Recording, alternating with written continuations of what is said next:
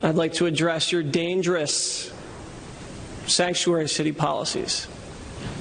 I'd like to show you a picture here. This is Kate Steinle. She was murdered by an illegal alien who had been deported 5 times and over 6 felony convictions. But for some reason, the city of San Francisco let this guy out. You guys aren't even looking. Look at the picture. You afraid? You guys don't have anything to say? Thank you very much. Next speaker, please. Zarate was put on trial for murder, involuntary manslaughter, assault with a deadly weapon, and it was a pretty clear-cut case. In fact, Zarate told reporters that the courts should give him the highest punishment so that he could tell Kate Steinle's parents in court that he no longer wanted to live. But his defense attorneys did a number on the jury. His team claimed that he found the gun. His team claimed that the gun had a history of misfiring and painted Zarate as a sympathetic character. Meanwhile, the prosecution downplayed the involuntary manslaughter and assault with a deadly weapon charge and laid their entire case on the murder 1 charge, arguing that Zarate deliberately shot Kate Steinle. Either way, it didn't matter. He still did it and deserved to be punished for it. But the jury didn't think so and acquitted him on all charges except illegally possessing a gun. So including the time already served, he's not looking at too much prison time. Zarate's defense attorney decided to attack Donald Trump after the verdict. There are a number of people that have commented on this case in the last couple of years. The Attorney General of the United States, the President and Vice President of the United States. Let me just remind them that they are themselves under investigation by a special prosecutor in Washington, D.C., and they may themselves soon avail themselves of the presumption of innocence and the beyond a reasonable doubt standard.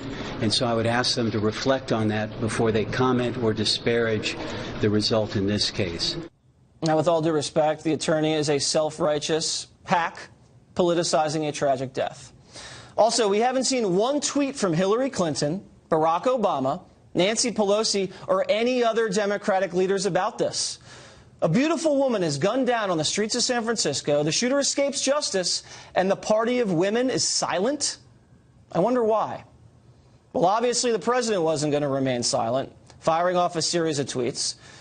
A disgraceful verdict in the Kate Steinle case. No wonder the people of our country are so angry with illegal immigration. The Kate Steinle killer came back and back over the weakly protected Obama border, always committing crimes and being violent. And yet this info is not used in court. His exoneration is a complete travesty of justice. Build the wall. The jury was not told the killer of Kate was a 7-time felon. The Schumer-Pelosi Democrats are so weak on crime that they will pay a big price in the 2018 and 2020 elections. So the federal government needs to step up to the plate and deliver the justice that local officials failed to deliver. Jeff Sessions can hit Zarate with a federal felony, 10 years imprisonment for an illegal alien in possession of a firearm.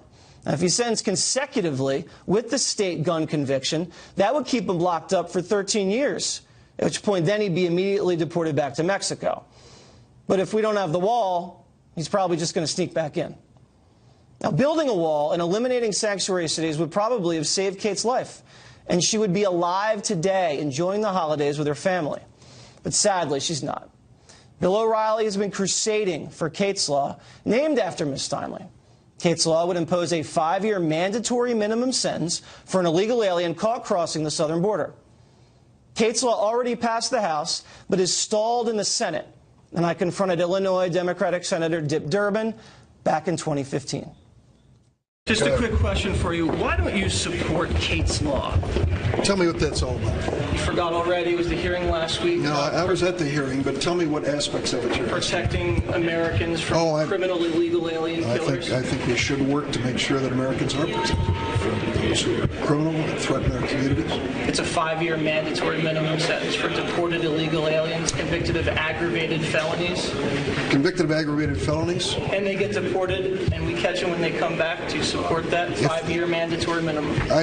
I'll look at it carefully because I want to protect everyone. But I also don't want to discriminate against people who come to the United States and are asking for an opportunity to become legal in the U.S. You know, the president now has insisted if that's going to be the case, they have to go through criminal background checks. I think that's illegal. We're not talking about innocent illegal aliens. We're talking about criminals who traffic in narcotics. I answered your question.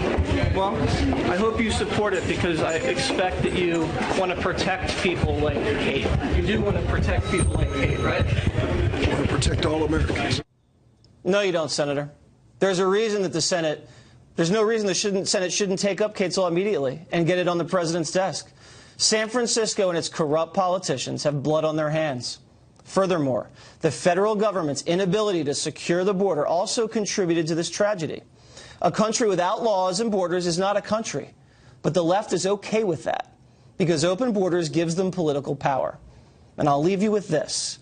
Kate Steinle's father testifying in front of the Senate back in 2015. Kate was beautiful, kind, happy, caring, loving, and deep in faith. Kate had a special soul, a kind and giving heart, the most contagious laugh, and a smile that would light up a room. Kate loved to travel, spend time with her friends, and most of all, spend time with her family. In fact, the day she was killed, we were walking arm in arm on Pier 14 in San Francisco, enjoying a wonderful day together. Suddenly, a shot rang out. Kate fell and looked at me and said, "Help me, Dad." Those are the last words I will ever hear from my daughter. Now, a father should never have to hear those words. It is our local, state, and federal government's duty to help and protect American citizens from criminals coming into this country and doing us harm. And they have failed. And now it's time, the citizens' duty, to make sure we never let our government fail us again. Joining me now with a reaction to the verdict, the host of the Ingraham Angle, Laura Ingraham. So why don't Democrats want a wall, and why do they want these sanctuary city policies? What is the real reason? I think the real reason, ultimately, Jesse, is that they want to replace the current electorate in the United States, that electorate that in Ohio and Pennsylvania, Wisconsin, Florida voted for Donald Trump, with a new electorate.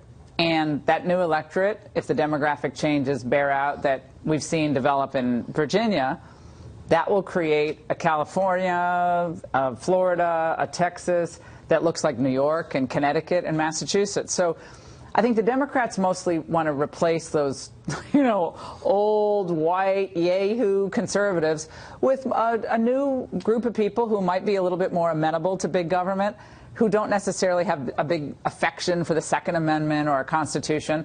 And a lot of the Republicans who don't want to secure the border haven't wanted to. A lot of businesses love the cheap labor. And so there was an unholy alliance between both the left and the right for years until Trump came along and basically called them on their you-know-what and said, this is what the people want. They want a real border, they want a real government, and they want safety and security. He ran on protecting Americans and legal immigrants from this kind of carnage. The fact that this was allowed to happen in the first place, as you said, and it was a fantastic monologue, was beyond abominable. But it happens every day in different levels and different forms, and we're seeing it. Do you think that Democrats are willing to take a loss of a Kate Steinle or someone like that, buy an illegal in a sanctuary city in order to further their political agenda? Absolutely. So they're okay with, people dying as long as the open borders keep happening? It's kind of like on the sexual harassment stuff where you have women saying, well, if a few men have to be accused, and they're innocent, but they have to go through hell, it's worth it. Wow. They are more afraid of conservative, Christian, traditional Americans than they are ISIS, Al-Qaeda, illegal immigrants, drugs coming across the border, guns, human trafficking. They can talk a good game, how they're pro-women, and we're all about women. I can tell you who doesn't have any women's reproductive rights right now, Kate Steinle. And a lot of people like her. That's a great point. All right, more sexual harassment accusations against Democrats this week. The fifth accuser came out against Senator Al Franken. She's an Army vet who says he groped her on a USO tour. Quote, "When he put his arm around me, he groped my right breast. He kept his hand all the way over my right breast, and I remember thinking, is he going to move his hand? Was it an accident? Was he going to move his hand?" Franken, now trying to rehab his image, sat down with the local Minnesota CBS affiliate, WCCO. Have you ever placed a hand on some woman's butt? You know, I can't say that that hasn't happened. I take thousands and thousands of pictures. Sometimes in crowded and chaotic situations. I can't say I haven't done that. And I am very sorry if these women experience that. But hasn't your credibility been undermined? I would say yes. So Franken has no credibility there. He said it himself. And speaking of no credibility, House Minority Leader Nancy Pelosi now flip-flopping on whether Congressman John Conyers should resign. The Michigan Democrat dealing with 4 individual accusations. One of the accusers spoke to NBC. He invited me into the hotel, and he has undressed, you know, down to his underwear. And again, it was the proposition of sexually satisfying him. Wow. So the Democrats have a real problem on their hands in the House and in the Senate, Laura. Well, both parties have had issues here, but to be fair. Yeah, to be fair. But let's talk about Al Franken. Yeah. When he just first of all, that clip, I thought I was watching Saturday Night Live. Yeah. Stuart Smalley again. But he says, well, it'd be crowded and chaotic situations. Wait a second. Your hand cups a woman's breast. That's not crowded and chaotic. That's just gross, okay? So the whole thought of that is gross. But then he's like, well, yeah, I guess that's hurt my credibility. The man has incriminated himself. Yeah. He tries to go and do this local reporter thing, and then he thinks that somehow this expiates him from any future accountability. This is what Democrats will always try to do. He's kind of beloved for a lot of reasons. Yeah. He's a celebrity. He's so liberal. He's made a lot of alliances in the Senate really smartly. And unlike Conyers, who's 88 years old. Right. He's halfway out the door. Yeah, well, as my friend Raymond Arroyo said, he has actually been there so long. It's not only during LBJ that he actually was elected, but Mary Poppins came out the year that he was actually elected. So he's 78, 88, something he's 88, like that. 88, yes, yeah, almost a nonagenarian, Jesse. Wow. So it's time to step aside. I know, and I think it's time for him to step aside as well as Al Franken. Nancy Pelosi in a little bit of trouble because she has called for Conyers to get out of there. Hasn't said really much about Al Franken. Now the Congressional Black Caucus is saying, you know, listen, Nancy, a little bit of a racial double standard here. So she's getting a little taste of the identity politics. It's about medicine. time. I mean, it's always whose ox is gored. Now she's feeling it. They always do that to conservatives. They've done it to Fox for years. The American people, you're anti-woman, anti-immigrant, anti-this. And now Nancy Pelosi, San Francisco values, San Fran Grand Nan, as I like to call her. Now she's subjected to the same identity politics, you know, garbage that the rest of us have been subjected to. And I'm enjoying the moment. Yeah, you look like you're feeling very sorry for Nancy Pelosi. Yes, I'm broken up. I can barely continue tonight. All right, but the biggest bombshell this week, Today's Show anchor Matt Lauer, the $20 million a year man, fired after accusations of sexual harassment with staff. Details include sexual intercourse in his office, causing a woman to seek medical attention, sexting with interns, and other forms of workplace harassment. Since then, people have taken a fresh look back into Matt's past on-air behavior. Hey, sweater. Keep bending over like that. It's a nice deal. I went into your office once. Do you remember this? Yeah. Snooping, and you had a huge bag of sex toys. And do you remember this? Oh, wait a minute. Yes, you did. What is Matt's most annoying habit? He pinches me on the ass a lot. Okay, so, Laura, it seems like a lot of people at NBC News were a little aware about Matt Lauer. How much culpability does NBC and the staff and the talent have? Well, did they tolerate and perpetuate a hostile work environment? A hostile work environment is one of the ways you can prove an atmosphere of sexual harassment. Sexual harassment is a very defined term in the laws. People kind of throw it around very blithely.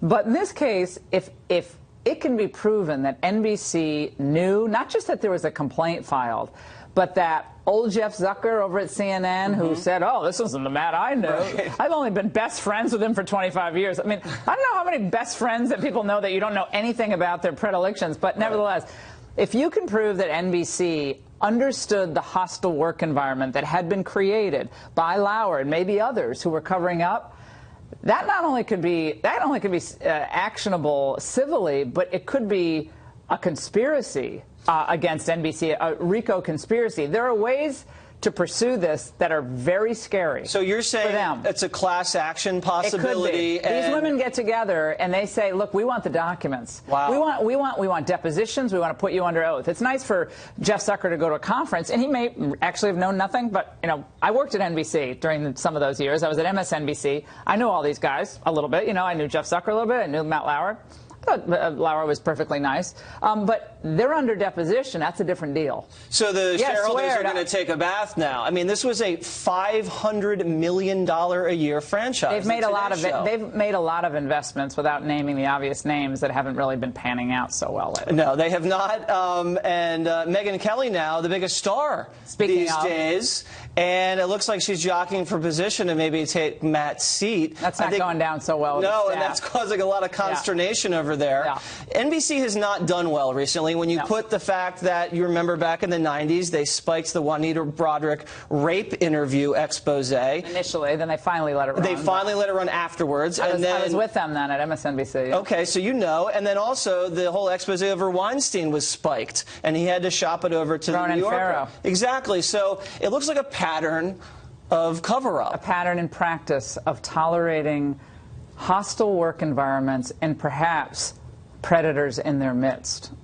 It's not pretty, and the shareholders at some point. It happens everywhere. I mean, listen, it happens at a lot of different places. Fox has had the questions raised about Fox News. We all know that, but in this case, with the charges that they're making, one after the other, which are so gross, I don't even repeat them. I mean, I don't even like to. I don't even like to say them because children pass by television. But at some point, don't shareholders want more of a say? Yeah. I mean, this is a huge amount of money that they're putting out year after year after year, and what are the returns? And what is it worth? What is the money actually worth? Well, I mean, they realized they had to cut this guy loose immediately because it wasn't worth defending him for another 24 hours. Yeah. No, here's your severance. He lost $30 million of severance. Yeah. Here's your severance. Nothing. Exactly. All right, Laura, thank you very much. Great to see you, Judge.